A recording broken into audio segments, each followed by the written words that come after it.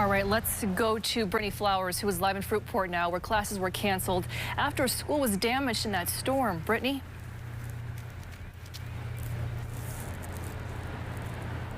Yeah, Amber and Rick, we're kind of across the street from the school here now in the northeast corner of Heights Ravenna Road and Charles Street. And I want to point out what you see right behind me here, this camper, tons of damage here. And I kind of want to point you in the direction where the camper was sitting. The neighbor telling us that that kind of brown grassy area was where the camper was parked just yesterday, and you can see it was thrown about 40 feet, just damage all over this yard here. And we've kind of been going through different streets in this area. It seems like damage is pretty isolated, kind of came right through this area.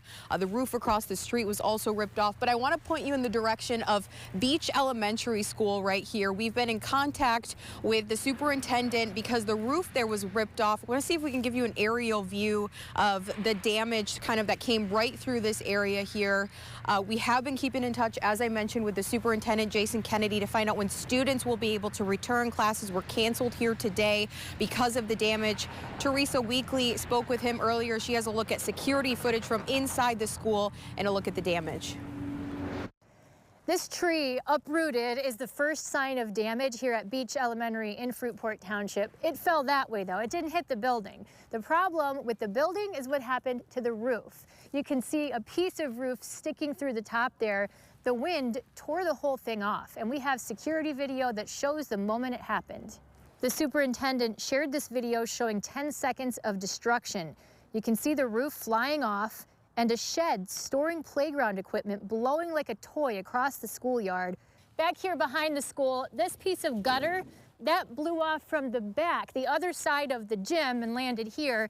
And then this is what's left of the shed. It blew apart as it rolled across the yard. There's chalk and all the toys that were inside it, scattering the playground area. You should take a look, though, at what happened inside the gym. This video shows water pouring from the inside of the roof all over the floor. There are dehumidifiers and fans all over the gym to try and dry things out. This is an original maple floor. It's more than 60 years old. Unfortunately, you can see some of the water damage here. They built this back when they used 1-inch thick pieces of maple. Now they tend to use 1/2-inch thick pieces of maple, and they will need to replace this whole floor.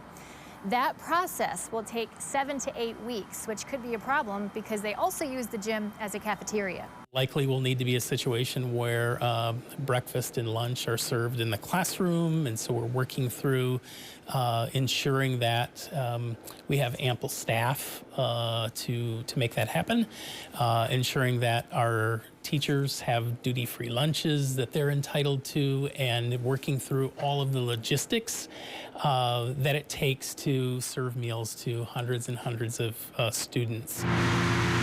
Work crews should have this building ready for students to go back to class after spring break. Spring break starts Thursday this week, goes all next week.